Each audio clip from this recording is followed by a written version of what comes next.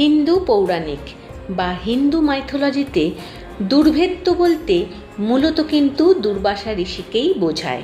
তিনি শিবের ক্রোধের অংশ থেকে জন্মগ্রহণ করেছিলেন এবং তার অত্যন্ত রাগী ও অভিশাপ দেওয়ার ক্ষমতার জন্য তিনি পুরাণগুলিতে সর্বাধিক পরিচিত। তিনি কঠোর তপস্যার মাধ্যমে অসীম আধ্যাত্মিক শক্তি অর্জন করেছিলেন, তবে অল্পতেই রেগে গিয়ে তিনি মুহূর্তের মধ্যে অভিশাপ দিয়ে ধ্বংস বা দুর্দশা ডেকে আনতেন। আবার সন্তুষ্ট হলে ছোটোখাটো নয়, বেশ বড় ধরনের বর দিতেন। তিনি কুন্তিকে এক মহামন্ত্র দিয়েছিলেন, যার সাহায্যে তিনি দেবতাদের আহ্বান করে সন্তান লাভ করতে পেরেছিলেন এবং এর ফলেই পাণ্ডবরা ও কর্ণের জন্ম হয়। এমনই আরও অজানা তথ্যের সন্ধানে আমাদের এই চ্যানেলটিকে সাবস্ক্রাইব করুন।